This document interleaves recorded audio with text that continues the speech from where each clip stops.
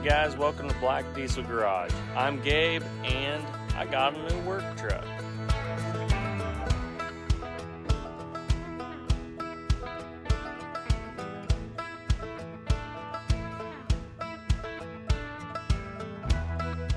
So a lot of you who normally watch the channel know this is a diesel channel, and some of you can probably tell by the name. Diesel channel, I drive a lot of old diesels, but this is a newer gas pickup. And this is just going to be a little bit of explaining why I wound up getting a newer gas pickup. And the channel is still going to stay diesel oriented.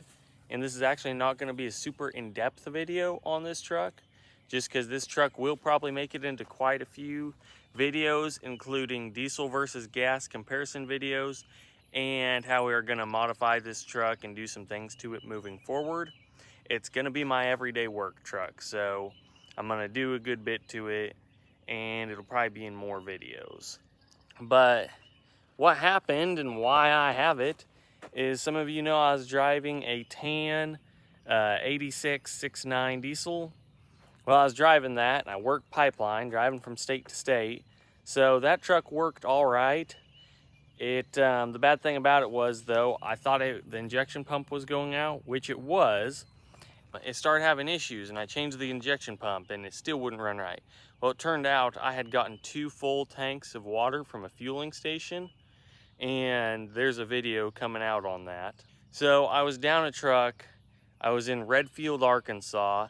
I live in the middle of Kansas almost. So I was down a truck at the RV park. I couldn't work on my truck. And it also had the fact that they tow good and they can tow heavy weights, but those old non-turboed IDI diesels, they just don't keep up with the traffic nowadays pulling a boxy load down the highway. So I wanted to get away from the older diesels just because they're not as comfortable and they couldn't keep up with today's speed. Part of the reason I drove them is because they got great fuel economy, highway without towing, or towing, they still got great fuel economy. That's another bad thing about the newer diesels. They get great fuel economy until you hook a trailer to them. A lot of them will get 7 to even 5 miles per gallon towing a heavy load. So that's one of my reasons why I went with a newer gas pickup. But basically that truck had issues. I needed a truck, and I came across this thing, and it fit the bill of what I needed to do my job and how I'm gonna move forward with my career in future. It just fit the bill pretty good for the price and for the miles. So my truck broke down and I bought this thing. And I was driving by, my truck had broke down, so I didn't have much time to look for vehicles. I was thinking about getting this same configuration of pickup, automatic, gas, single cab, long box, 4-wheel drive.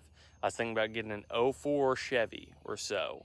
A Chevy 6.0, 5.3. They're pretty good on fuel, they're good lasting trucks, and they're cheap.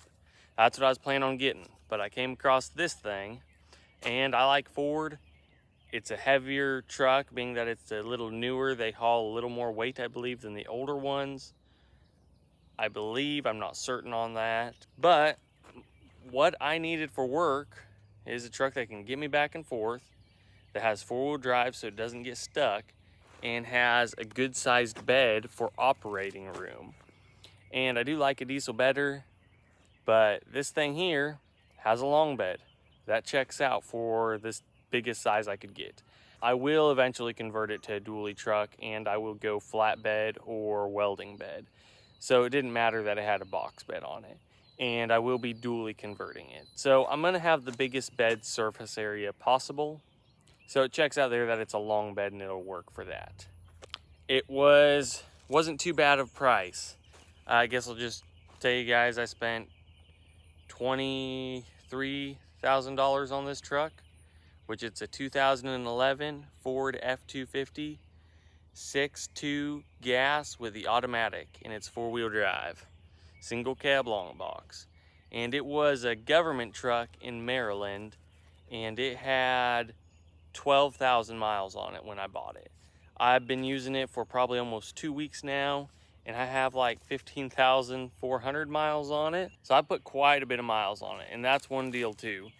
I figured if I bought a diesel to fit into my price range, the diesel would have had more miles on it. And the big thing I'm not liking about the new diesels is you hook up to tow with them and your fuel economy climbs way down. That's why I drove an older diesel, was because you had good fuel economy towing and non-towing. It's kind of eliminated the fuel economy when you go towing, it drops. So I would have more miles. I would have even less fuel economy towing, because this I get anywhere from 8 to 10 miles a gallon towing. Less fuel economy towing with more expensive fuel. Yet it would probably pull a hair better. This actually does fine. It doesn't do a bad job at all. A diesel probably does a hair better job of towing though. So I will give it that. But for me, it was cheap. It has everything I need. A bigger cab would be nice, but it's not necessary for working. So the single cab fits just fine. I really like the look of single cabs. I've had quite a few older single cabs. More recently, I've had some old crew cabs, but I'm perfectly fine with a single cab. It's a work truck and it'll work great for work, especially like turning around on right-of-ways. So it checks all the boxes I needed for work, and I figured it made more sense for me to have the gas motor than the diesel motor. And I've met a lot of people also that have had injectors go out at 120,000, 140,000 miles. So just the fact of the more cost for the pickup and the more cost for the fuel and not as good fuel economy towing and more cost of injectors and stuff going out, they're way more expensive parts, and probably good chance it could have had DEF on it. Well, that's something I don't like. It costs money to get deleted. This, the stock drivetrain, works fine for me, except for I am planning on upgrading quite a few things on the drivetrain, which I'll talk about later in the video. But it just made more sense dollar-wise to get the work done that I am doing. And yes, we will still be working on diesel trucks on the channel. This is kind of what I needed to perform my job well and not have my vehicle holding me back. And I try to be frugal, so I try not to spend more than I have to. And budget-wise, I thought this made the most sense. And the nice thing is, for what I was looking for, I was probably going to wind up with a work truck, and this was a work truck. It was a government work truck. Probably going to wind up with a white pickup and be the lowest trim model.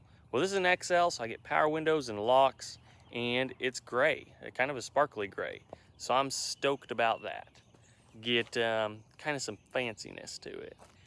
So that's kind of why I went with a gas pickup. I was planning on going a cheaper route, around 5,000–6,000 on one of those Chevys I was talking about. Well, this was more expensive, but it's a brand new truck. You go and buy this model of truck, brand new, I don't know for sure, but probably guess it probably costs you around $50,000. While this thing, I spent $23,000 for only 12,000 miles. It's almost a brand new truck, and I can treat it good, and I can keep maintenance up on it and treat it. I'm basically getting it for the beginning half of its life almost. So I'll know how it will be treated. So that's the main reason why I went with this truck. And now I'll show you guys around the truck and give you a little rundown on my future plans for it. Some of the stuff's necessary, some of it's just stuff I want. So let's get into that. All right, so here's the truck. You guys already know what it is. I explained everything about that. I guess another thing I want to say is the 6.2 motors, looking up the review and stuff, they do have valve springs that break. That's usually around 90,000 or later miles. I can fix that. I can replace with better aftermarket ones. But a lot of these I saw on the internet, and they actually had really beat bodies, so they probably did not have a good life. They had 200,000 on them with like barely anything done motor or drivetrain wise as repair wise. So I can say they probably last pretty good. Whereas the diesels, I knew I'd have to put parts into one around 120, 140,000. Most likely that would be expensive. This thing, I should hopefully not have to do anything for 200,000 miles. And the fuel should hopefully be cheaper. But pretty gray. I did run some scratches. You can barely see them, but I got some scratches on this side. They'll actually hand buff out with a rag and some polish. They're just some light tree scratches. You can see the one down there, but like literally I can take my thumb and rub it off. It might come off at the car wash even. Truck has good tires, so it'll sit on these tires for a while. I don't like that they do pick up and throw a lot of gravel. The damage I bought this truck with is it's got a dent here. It's got a dent right there. Has a tiny little scratches that were already in it on this side of the bed corner. And you can tell at some point the bumper has been crunched in. But I would say it's been replaced. This bumper doesn't look damaged at all and looks pretty straight. But that's really the only damage to the truck, except for I was driving down the road the other day and a rock did come off a semi and chip the window. So that's kind of a bummer. Sorry about my dying dog over there, or whatever it's trying to do. It's got issues. Here's just the interior, just the simple work pickup package, but yet has power locks and power windows. And it's like a brand new truck other than now my dirt in it. And I will do a review video on one of these trucks after I've had it longer. And we will also do, like I said earlier, comparison videos. Now for the changes I hope to make over the time frame of me owning this truck to fit my needs better and just things I would like to have. One, I would like a full bumper replacement from Ranch Hand on the front to protect the front from deer. I'll probably go cab lights and some cool headlights just because those are things I like. I will go tinted windows to keep it cooler on the inside. I'm going to go spacer kit and dually rims all around the truck, and I know some people are against it. It's not the best thing, but I've had 2 trucks like that and they did me perfectly fine, not one issue. So I'm okay going with a spacer kit and duals all around the truck.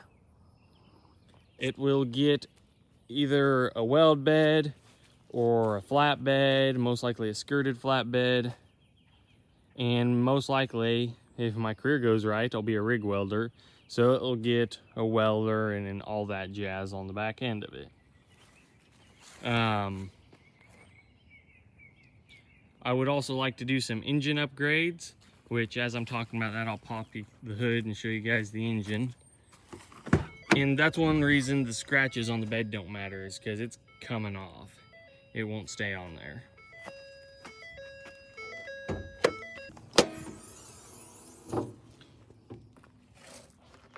I've been driving it a lot, so it's a little dirty, but it's a brand new truck basically inside and out. But I believe I would like to go with a cold air intake, a Whipple supercharger, I haven't decided on what size yet, a chip, and I don't know on exhaust, but possibly Stainless Works, I believe is what it's called. They're made in the USA. Probably a full set of exhaust from them. And that's as far as I'll go with doing upgrades to the motor, I believe, other than maybe valve springs. But I would hope to do all that for the fact of it doesn't lack power at all, but just because I'm going to keep this truck for a long time, it'd be a little bit cool to change up the motor and have more power. And also, there's a chance with more power that I could get better fuel economy. And that is one complaint about this truck. It does drink fuel. I get 13 miles per gallon. Highway, not towing. Towing, I get 10. And I have gotten, I think 6 or 7 miles per gallon. But the average is really 8 to 10 miles per gallon when I've been towing. And I've already towed a lot with this. So those would be the motor upgrades for this truck, which I think would be pretty cool to play around with. And then also on the back end here, I forgot, I may go 1-ton springs, and I will definitely put airbags on it. And coming soon here, I have a gooseneck turnover ball I'm gonna put in the bed, because I will need one of those. It will probably be temporary because I plan on putting a different bed on. But it'll be nice to have a turnover ball so I can pull gooseneck trailers, or I can flip the ball over if I need to slide a couple pallets in here easily. And I know I very well could be leaving some stuff out on this video you guys maybe would want to know. So if there's anything I missed that you were interested in on this truck, leave a comment below and I'll either respond to your comment or make a whole video talking about it. Yet again, there's some other videos like one reason why I bought this comparison to a diesel fuel economy and stuff. So I will actually figure out and crunch the actual numbers of how much I'd probably save over a year and which one would actually be better. And I'll make a video on that. So there's some things I left out for the fact that they'll be in other videos. But if there's anything I forgot or you want to know about this truck, just leave a comment and I'll make a video or I'll respond to your comment. But that's all I can remember that I was going to tell you guys about this truck. So there's that. This is my new work pickup. We will still be doing diesel stuff, but this is what I'll mainly be driving to keep my career going. So thank you guys for watching. Once again, all the support is appreciated. All the liking, commenting, subscribing, sharing. It helps the channel a great deal. It helps it grow and makes it possible for us to put out more videos like this. So thank you guys for that, and we'll catch you on the next one on Black Diesel Garage. See you guys.